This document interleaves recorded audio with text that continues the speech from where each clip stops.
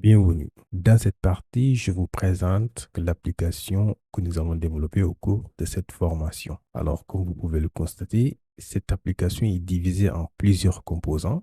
Donc, nous avons le composant Header ici, au haut de la page. Nous avons la navbar à gauche et aussi la liste de questions. Chaque carte représente un composant.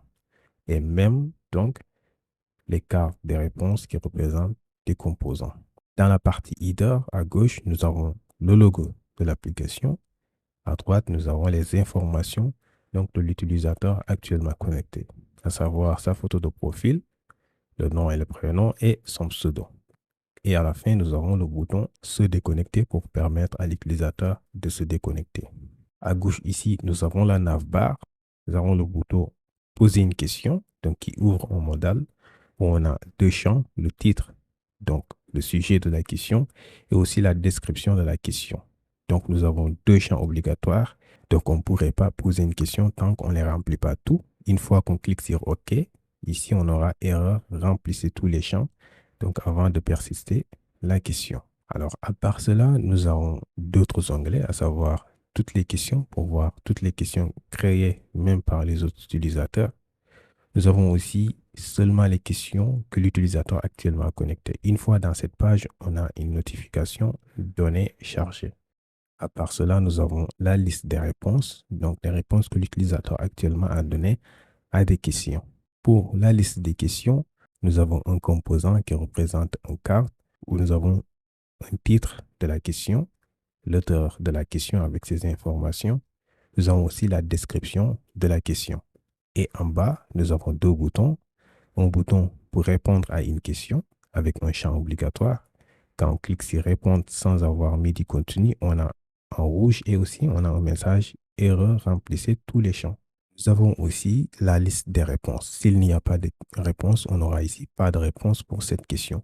Et pour les questions qui ont des réponses, on a ici le nombre de réponses et aussi la réponse qui correspond et l'auteur même qui a répondu à la question. Alors après cette partie, nous avons ici le bouton se déconnecter.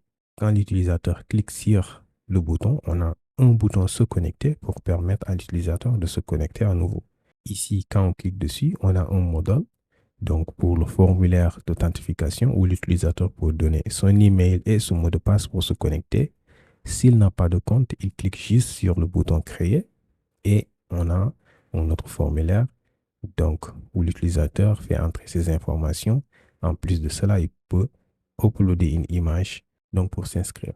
Donc, on aura la liste de tous les utilisateurs qui s'inscrivent dans la base de données.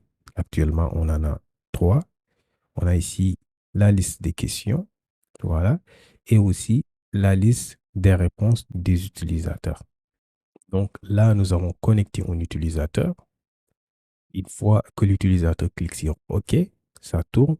Une fois que l'utilisateur est connecté, donc on aura à nouveau la page avec les informations de l'utilisateur connecté.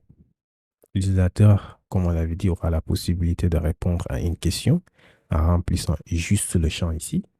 Par exemple, je mets juste un petit texte et je clique sur répondre. Donc là, ça charge. Une fois que la réponse est soumise, on a ici un petit message réponse soumise avec succès.